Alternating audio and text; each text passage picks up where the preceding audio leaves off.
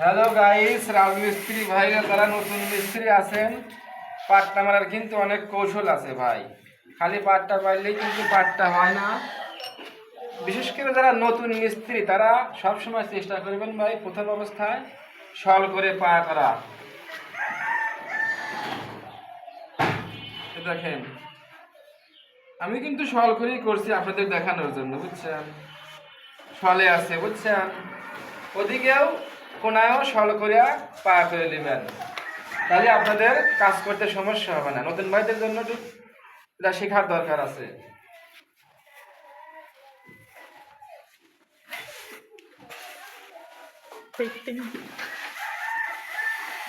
এই যে এদিকেও শল করিয়া শল করে নেবেন, পাট্টা মারবেন, কাজটা করে হবে। তারপরে দুই সাইড যখন পা হওয়া যাবে, মাঝখান দিয়া এরকম ভাবে একটা পায়া নেবেন। যদি মনে সন্দেহ হয় তো দুই পায়ে সুতো টানা দেখতে পারেন যে আমার পাট্টার মারা ঠিক হয়েছে কিনা। পুরন পুরন সিনিয়র ওস্তাদ এগুলো জানেই পারে, নতুন ভাইদের জন্য বলছি আর কি।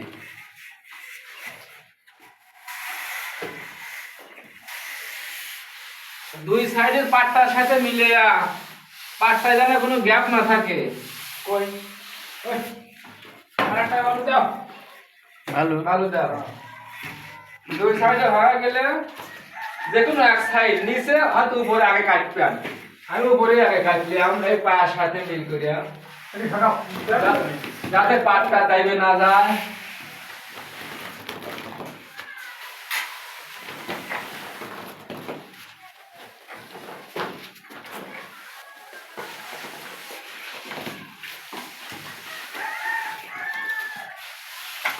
আর নতুন মিস্ত্রি ভাইতে পাট্টা মারার সময় অনেকে দেখা যায় গাছ পা জড়া যায়, গাছ পা না যাওয়ার একটা কৌশল আছে।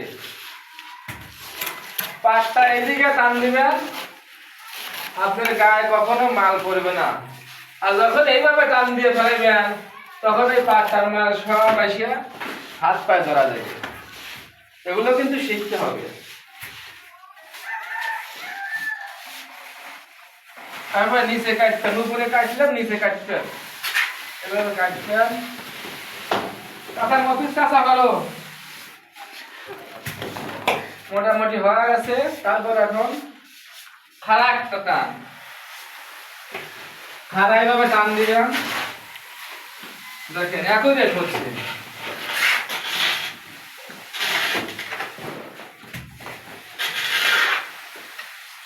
খাড়া পাটটা মারার পরে তারপরে দেখতে হবে যে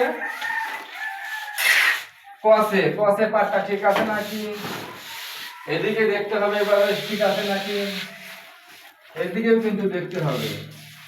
যদি সব সাইড ঠিক থাকে, পাটটা গ্যাপ না থাকে, তাহলে মনে করেন আপনার পাটটা ঠিক আছে।